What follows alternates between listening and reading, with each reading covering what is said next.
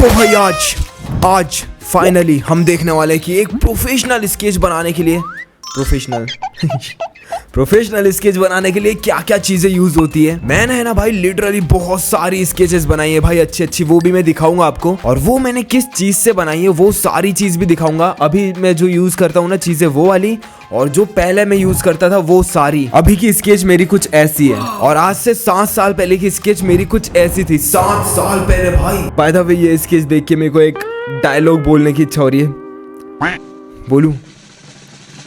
बोल देता हूँ। अगर आज दानिश भाई जिंदा रहते थे ना तो किसी का नाम ही नहीं रहता था भाई। खैर मेरे पास काफी ज्यादा चीजें है भाई स्केच बनाने की, तो ये हम देखेंगे। और उसके बाद हम ये देखेंगे कि भाई जो दूसरे प्रोफेशनल आर्टिस्ट हैं वो क्या यूज करते हैं स्केच बनाने के लिए, रियलिस्टिक स्केच बनाने के लिए। तो बहुत मजा आने वाला है। अगर वीडियो को अभी तक के देख रहे हो तो लाइक कर दो, चैनल पे नए हो तो पहले ही सब्सक्राइब कर दो भाई। हम काफी क्लोज पहुंच गए भाई 2 मिलियन सब्सक्राइबर के, तो जल्दी से सब्सक्राइब करो। सिर्फ 8,80,000 ही बचे हैं।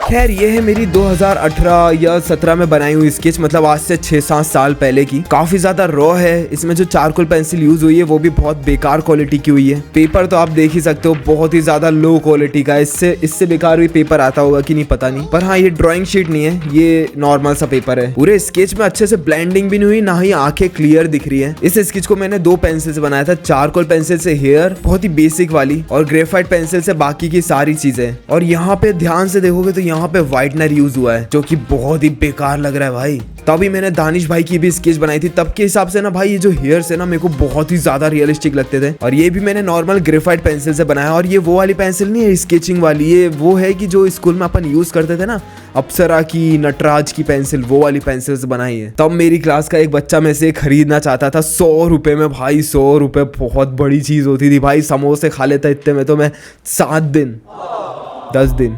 पर फिर भी मैंने उसको मना कर दिया कि भाई बाद में देखूंगा मैं इसको।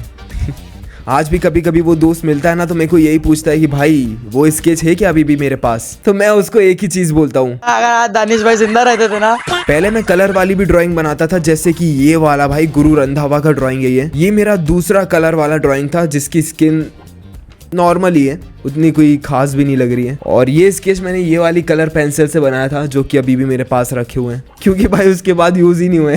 1-2 बार करे होंगे बीच में, पता नहीं। और अब मेरी स्केचेस कुछ ऐसी है, बहुत ही ज्यादा क्लियर। ये वाली स्केच में चारकोल पेंसिल यूज हुई है। सबसे पहले मेरे पास कैमलिन की चारकोल पेंसिल से ये हार्ड वाली, जिससे मैं अपनी स्केच में जो डार्क वाला पार्ट है ना वो ड्रॉ करता हूँ। ये जैसे कि हेयर से ये बॉर्डर है, ये वाली ड्रॉइंग में जो इसके कपड़े है वो, इसका चड्डा भी। बाल देखो भाई यू के कितने खतरनाक बनाए भाई। कैमलिन की मीडियम वाली चारकोल पेंसिल भी है, बट ये मैं उतनी ज्यादा यूज नहीं करता हूँ। डोम्स की ग्रेफाइट पेंसिल है 2, 4, 6, 8, 10 बी की, और एच बी। ये नॉर्मली 40 से 50 रुपए की आ जाती है। इनमें से ज्यादातर मैं 10 बी और 2 बी की पेंसिल यूज करता हूँ, कहीं कहीं पर स्किन में शेडिंग करने के लिए। और जैसे कि ये डार्क ग्रेफाइट पेंसिल है तो यहाँ पे भी यूज करी हुई है। नॉर्मल वाले मार्कर है ये 20 रुपए वाले मोटे वाले, और ये 10 रुपए वाले छोटे वाले। आंटी जी की साड़ी में ये जो डिजाइन दिख रही है ना, ये मैंने मार्कर से ही बनाया है। ऐसे छोटे छोटे काम में मार्कर यूज कर लेता हूँ। अगेन ग्रेफाइट पेंसिल, ये है फेबर कासल की, वही लिखा है ना, क्या लिखा है ये, हाँ ऐसे ही कुछ है। ये मैं बहुत पहले यूज करता था, ये भी 50-60 रुपए की आ जाती है। अभी यूज नहीं करता हूँ। अभी जो मैं पेंसिल यूज करता हूँ ना वो बहुत ही ज्यादा बेसिक है भाई। ये मैकेनिकल पेंसिल, इसमें है 0.5 mm की, 7 mm की और 9 mm की। ज्यादातर जो ग्रेफाइट पेंसिल वाली स्केच में चीजें दिख रही है ना वो सारी मैं मैकेनिकल पेंसिल से ही बनाता हूँ। इस स्केच में देखो चारकोल पेंसिल के साथ साथ बीच बीच में ग्रेफाइट पेंसिल भी यूज करी हुई दिख रही होगी, तो वो सारी मैंने मैकेनिकल पेंसिल से ही बनाई है भाई। हाँ बाकी इसमें चारकोल पेंसिल बहुत ज्यादा यूज हुआ है। मेरी एक पेंसिल खत्म हो गई थी इसमें, एक पेंसिल इतनी सी बची थी, इतनी सी। और एक ये वाला ड्राइंग भी है भाई, ये तो पूरा ही चारकोल से बना है, बस ये बैकग्राउंड को छोड़ के बाकी पूरा चारकोल से बना है भाई। इसमें तो भाई मेरी 3 पेंसिल खत्म हो गई थी। इतना ज्यादा घिस देता हूँ ना भाई मैं चारकोल पेंसिल को, देख लो भाई कितना बढ़िया लग रहा है। इसके पीछे जो रेड लाइट लगा ना भाई वो रात में बहुत ही ज्यादा खतरनाक दिखता है। अब इतनी ज्यादा पेंसिल घिस रहे हैं तो उसको मिटाने के लिए भी कुछ चाहिए रहेगा, तो उसके लिए मेरे पास ये रबड़ है। ये कौन सी कंपनी का, ये अप्सरा का है। एकदम बेसिक सा रबड़ है। इसके अंदर ऐसे कुछ रहता है। ये एक ये है, एक ये डोम्स का नॉर्मल वाला इरेजर है, 5 रुपए 10 रुपए का आ जाता है, 5 का आता है शायद। ये फेबर कासल का क्ले वाला इरेजर है, ये 40 रुपए का आता है। 55 का आया था ये, अब 55 का आने लगा। एक और क्ले वाला इरेजर है, ये वाला 40 का आया था, ये वाला डोम्स का है। पर यार इन सारे इरेजर से वो छोटी छोटी बारीकियां थोड़ी ना मिट जाती है। एक डिटेल वाला स्केच बनाने के लिए बहुत छोटी छोटी चीजें भी देखना पड़ता है जो कि उस स्केच में है। एमीवे बंटा है भाई। हेयर्स देखो, यहाँ पे देखो दाढ़ी एकदम खतरनाक लग रही है भाई। गणेश जी भगवान की ज्वेलरी देखो, बहुत ही बढ़िया। तो ऐसी छोटी छोटी चीजों को इरेज करने के लिए मैं ये लेविन का मोटर वाला इरेजर यूज करता हूँ। इसमें इधर बटन लगा हुआ है, इसको दबाने से ये घूमता है। चलो मान लिया आपने बढ़िया सी इरेज विरेज करके बढ़िया सी स्केच बना दी, पर हाईलाइट कैसे करोगे?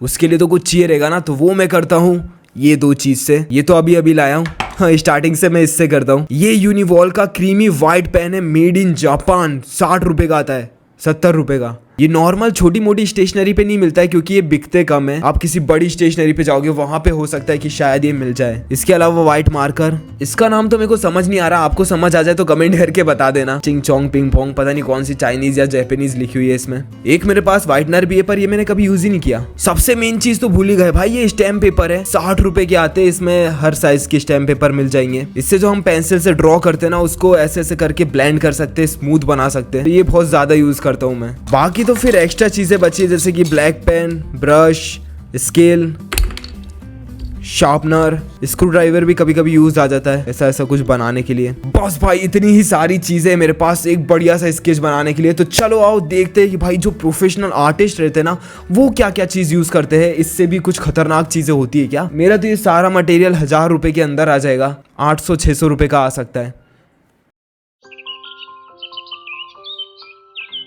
भाई यार लिटरली मैंने अभी बैठ के इतने सारे प्रोफेशनल आर्टिस्ट के स्केच देखे ना कि वो कैसे बनाते हैं, क्या चीज यूज करते हैं। सारों में ज्यादातर एक ही चीज आ रही है, वो है ये वाली किट। यहाँ पे देखो सौरभ जोशी ने भी वही यूज करा है, यहाँ पे भी वही किट है, ये भी वही है, ये भी वही है, ये भी वही है, ये भी वही है। अरे ये तो अपना वीडियो आ गया ये वीडियो अच्छा था, ये जाके देखना। ये वाला भी, ये देखो, ये भी वही, ये भी वही, ये भी वही, सारी वही है भाई। ये भी ये सारी वही किट है जो कि अभी अपन ने आर्ट कंपटीशन रखा था, उसमें जो पार्टिसिपेंट्स है उनको जो गिफ्ट किया है ना अपन ने, वो वाली चीज, वो सारी सेम चीज ही यूज कर रहे हैं। मेरे ख्याल से यही चीज भाई प्रोफेशनल आर्ट मटेरियल है। मैं तो वो सारी यूज करता नहीं हूँ, बट हाँ मेरे पास उससे ही मिलती जुलती चीजें हैं। बाकी भाई प्रोफेशनल आर्ट मटेरियल की बात करें ना, तो ये बहुत ही ज्यादा खतरनाक लग रहा है भाई। इसमें 81% ऑफ है। सामान देखो भाई, सारी मैकेनिकल पेंसिल है जिससे मैं स्केच बनाता हूँ, तो वही सारा सामान है इसमें। अगर ये मिल जाए ना तो मजे आ जाएंगे भाई। अगर आपको कोई सा भी आर्ट से रिलेटेड सामान खरीदना हो ना, तो आपको डिस्क्रिप्शन में लिंक दे के रखी मैंने,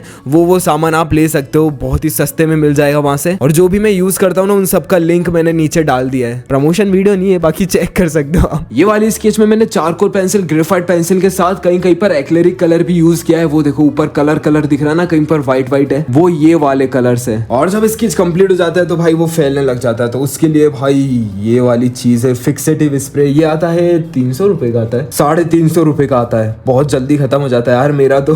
मैं ऑर्डर की स्केच बनाता हूँ ना, तो ऐसे ही बहुत सारा कर देता हूँ और खत्म हो जाता है। पीछे देख रहे हो कितनी खतरनाक चीज है। मतलब ले देख के मान लो भाई कि अगर आपको एक बहुत ही खतरनाक वाला अच्छा सा स्केच बनाना है ना, तो उसके लिए आपको लगेंगे सिर्फ 1000 रुपए। 1000 के अंदर बहुत ही अच्छी वाली किट आ सकती है, जिससे आप बहुत ही ज्यादा खतरनाक स्केच बना सकते हो। बट आपको लगेगी मेहनत। अब सामान ले तो आओगे, बट यार बनाओगे कैसे? अगर वो आपको सीखना है कि भाई स्केच बनाते कैसे, तो सब्सक्राइब करो यार। क्या कर रहे हो भाई? 2 मिलियन होने वाले अपने सब्सक्राइबर, जल्दी करो भाई। सिर्फ 8,80,000 ही तो बचे। साला ये दुख का खत्म नहीं होता बे। मिलता हूँ अगले वीडियो में, बाय।